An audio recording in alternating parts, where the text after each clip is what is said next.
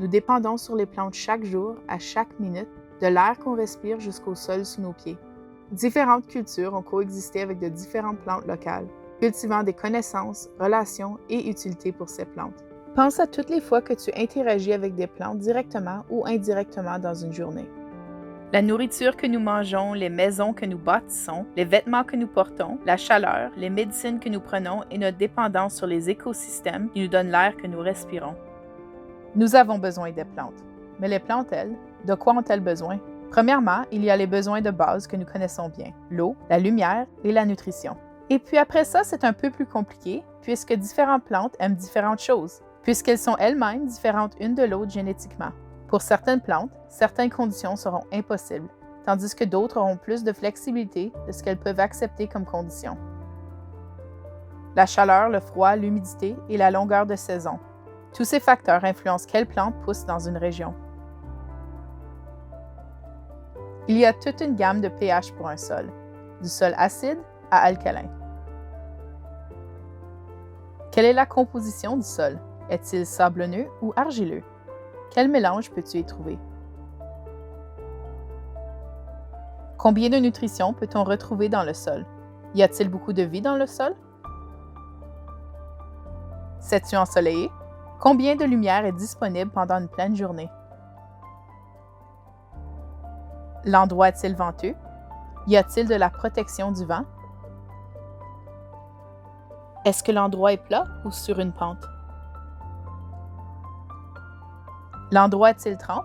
L'eau s'écoule-t-elle ou est-ce que l'endroit reste trempe?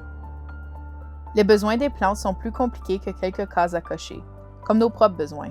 Crois-tu que si tu avais une forme de nourriture, de l'eau et de la lumière, que tous tes besoins seraient rencontrés? Non, et ceci s'applique aux plantes aussi. Nous faisons tous partie d'un écosystème complexe où il y a plein de relations en jeu. Une autre chose importante à laquelle prêter attention est la longueur de vie d'une plante. Les plantes annuelles vivent seulement une année, du temps qu'elles germinent jusqu'au temps où elles relâchent ses propres graines. Tout ça dans un cycle très rapide. Les plantes bisannuelles, comme par exemple les carottes, sont similaires aux plantes annuelles, mais leur cycle de vie de graines jusqu'à produire leurs propres graines prend 2 ans au lieu d'une année. Les plantes vivaces vivent pour plus que 2 ans. Dépendant de l'espèce, ça peut vraiment varier. L'arbre le plus âgé a 4855 ans. Les plantes peuvent mourir jusqu'au niveau du sol et pousser de nouveau de leurs racines quand la température se réchauffe à nouveau. Ou elles peuvent continuer de grandir au-dessus de la surface du sol, comme par exemple avec les arbres. Il y a plusieurs avantages aux plantes vivaces. Elles ont généralement besoin moins d'eau, ont de racines plus creuses, demandent moins d'entretien et elles peuvent souvent survivre pour de plus longues saisons, ce qui veut dire de la nourriture plus tôt le printemps et plus tard l'automne.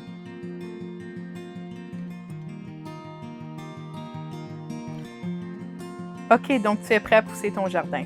Comment veux-tu t'y prendre? Tu peux acheter tes plantes d'une pépinière locale ou de vendeurs spécialisés.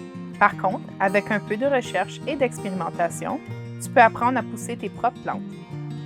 Le bouturage, c'est de prendre un bout d'une plante pour en pousser une nouvelle. Il y a plusieurs façons de s'y prendre, utilisant la tige, branche, feuille ou racine d'une plante. L'idée, c'est de prendre une partie d'une plante et de la faire pousser une racine pour créer une nouvelle plante identique à la première. La division, c'est lorsqu'une partie d'une racine est prise et transplantée pour commencer une nouvelle plante identique. Le marcottage, c'est quand on prend une branche et on la plie sous le sol. Lorsque cette branche commence à pousser des racines, nous pouvons la couper de la première plante. Il y a maintenant 2 plantes identiques. Le greffage, c'est la méthode Frankenstein de mélanger 2 plantes ensemble et en faire une. On dirait de la science-fiction, mais c'est super commun, en particulier pour les arbres à fruits. Comment ça fonctionne? On peut greffer une partie d'une plante comme une branche sur un autre arbre.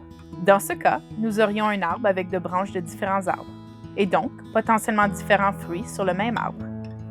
Parfois, on change l'arbre presque au complet. Nous commençons avec le porte-greffe. Cette variété sera dans le sol où on greffera une autre variété qu'on veut pour le fruit. Cela veut dire que nous aurons les qualités du porte-greffe, comme par exemple la grosseur de l'arbre, avec le fruit que nous voulons pousser. Une nouvelle technologie qui gagne de la popularité, ainsi que certaines préoccupations, une plante est créée des cellules d'une autre plante. Cette méthode est produite en laboratoire, mais il y a certaines trousses sur le marché pour essayer cette méthode à une plus petite échelle. Finalement, explorons possiblement la façon la plus commune de pousser des plantes. Les graines. Certaines plantes, avec de bonnes conditions, peuvent planter la prochaine génération sans qu'un humain ait besoin de les planter. Cela veut dire que tu pourrais trouver des plantes qui poussent dans ton jardin sans avoir besoin de les planter chaque année. Et puis, si une plante ne se replante pas d'année en année, nous pouvons aussi planter les graines dans le sol et commencer une variété de plantes. Les graines peuvent être facilement partagées et certaines peuvent être conservées pour longtemps, ce qui veut dire qu'elles peuvent être plantées dans le futur, ce qui est excellent pour assurer une sécurité alimentaire. Et puis, il y a la confusion des types de graines.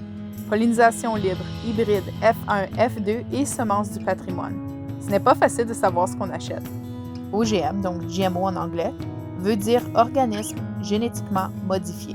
Le nom décrit bien le processus. Ces plantes sont changées génétiquement dans un laboratoire. Les gènes d'animaux, bactéries, plantes et plus encore peuvent être combinés pour de nouvelles créations. Ce processus peut seulement arriver en laboratoire et jamais en nature. Il y a beaucoup de débats à propos des plantes OGM, leur sécurité et leur impact sur l'environnement. Un des grands dangers, c'est que les graines brevetées, comme les OGM, doivent être achetées chaque année, ce qui veut dire moins de pouvoir dans les mains des fermiers et une dépendance sur un petit groupe de vendeurs.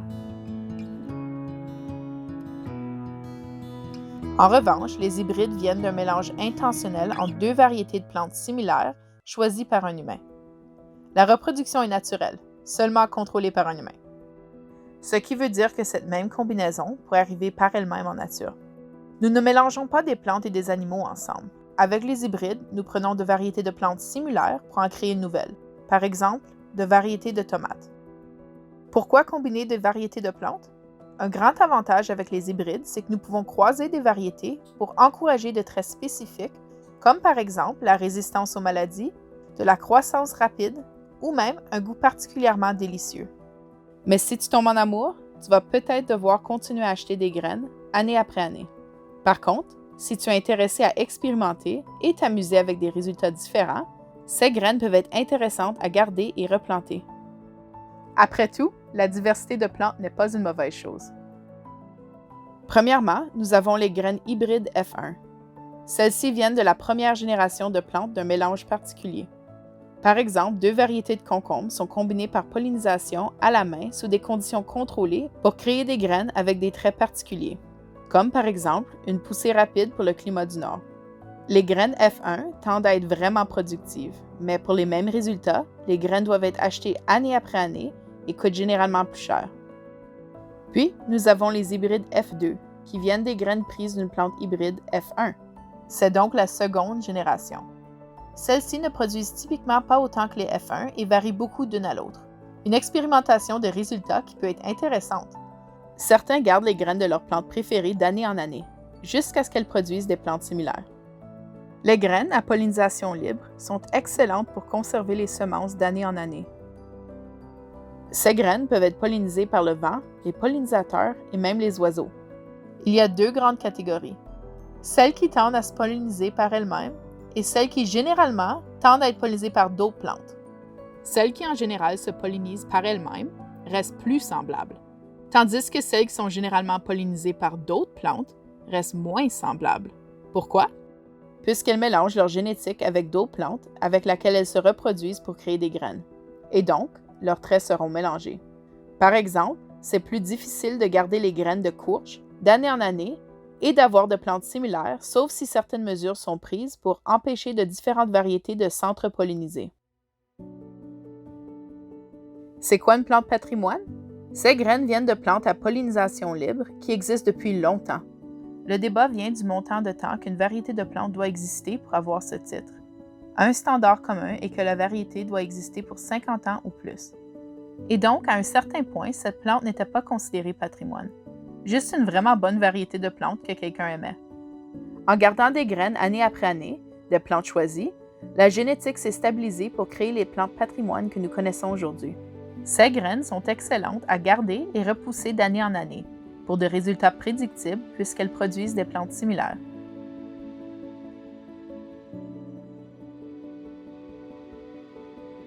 La génétique affecte quelle espèce peut vivre dans un écosystème.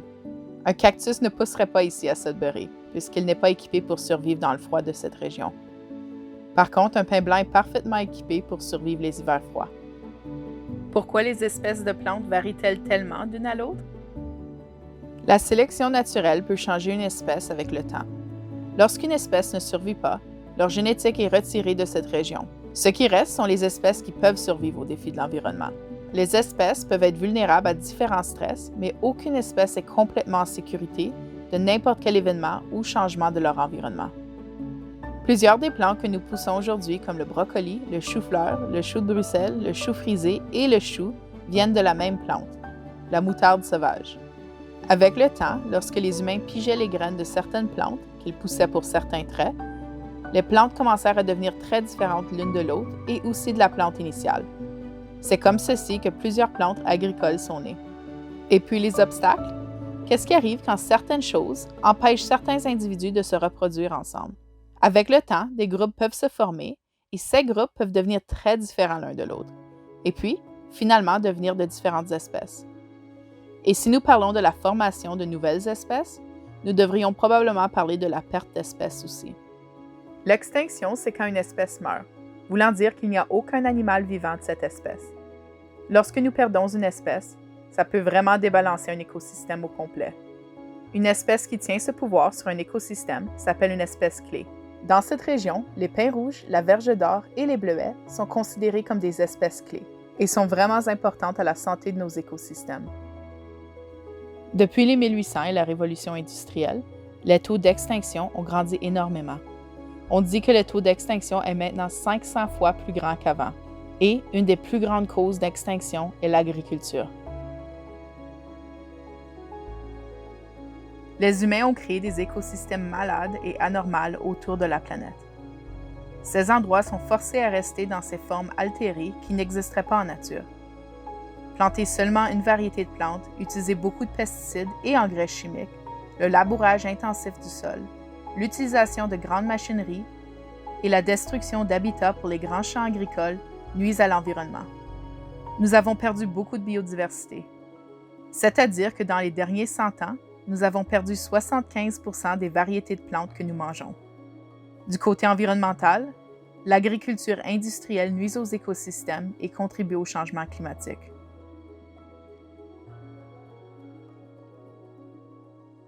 Il y a beaucoup de façons de créer de la nourriture avec beaucoup de nutrition, tout en prenant soin de l'environnement.